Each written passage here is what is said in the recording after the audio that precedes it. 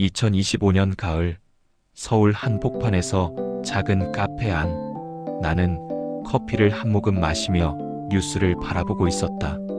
화면 속에서는 또다시 노동자들의 시위 장면이 보였다. 노란봉투법 통과를 요구하며 피켓을 든 사람들이었다. 그들의 표정에는 결연함과 분노가 섞여 있었고, 한편으로 나는 그들의 권리 주장에 공감하지 않을 수 없었다. 노동자는 보호받아야 한다. 그런데 동시에 마음 한구석에는 묘한 불안감이 스며들었다. 노란봉투법은 파업 참여자에 대한 손해배상과 가압류를 제한한다. 기업이 법적으로 파업으로 입은 손해를 회복할 수 없게 만든다는 뜻이다. 민주노총을 중심으로 한 노동단체들은 이를 정당한 권리 보호라고 주장한다.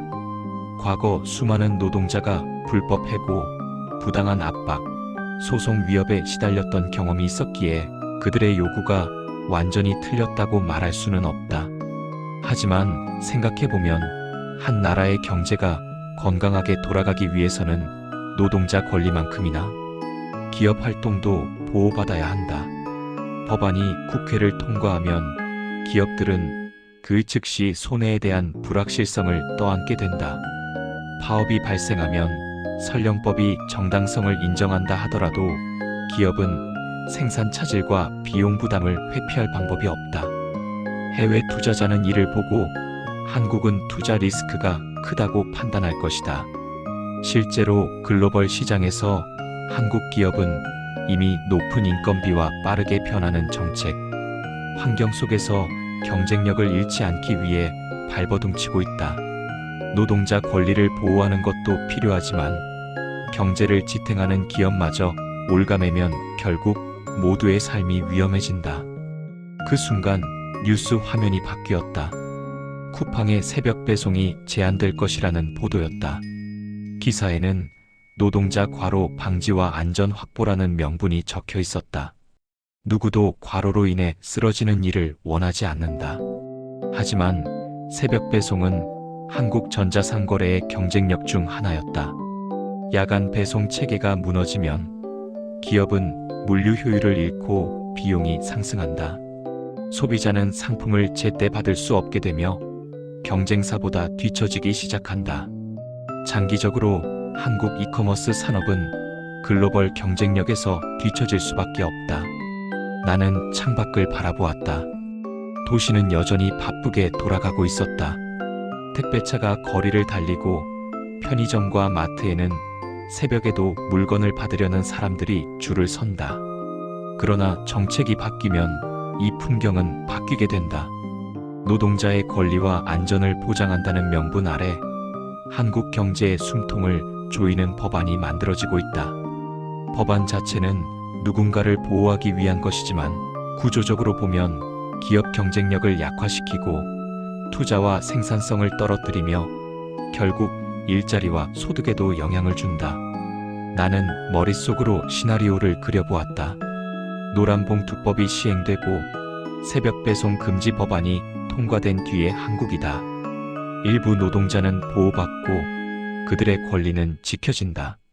하지만 동시에 기업들은 비용과 불확실성 속에 숨을 죽이고 투자 계획은 미뤄진다.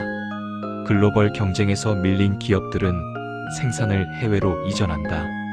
일자리가 줄고 청년들은 미래를 설계하기 어렵게 된다. 부동산, 소비, 세금, 복지 모든 체계가 한꺼번에 압박을 받는다. 결국 보호받는 일부 노동자와 피해를 보는 다수 국민이 함께 불안 속에 살아가게 된다. 나는 다시 커피를 마셨다. 이 법안과 정책이 단순히 찬반 논쟁으로 끝날 문제가 아니라는 사실이 머릿속을 떠나지 않았다. 노동자 권리와 기업 경쟁력 두 가지 가치를 동시에 보장하지 않으면 한국 사회 전체가 흔들릴 수밖에 없다. 지금 우리가 마주한 현실은 단순히 법안 하나가 아니라 경제 구조 전체를 위협하는 연쇄적인 변화다.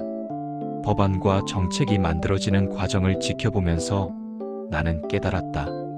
어느 한쪽만 옳다고 믿는 순간 사회는 균형을 잃는다. 노동자는 보호받아야 하지만 기업 활동이 막혀서는 안 된다.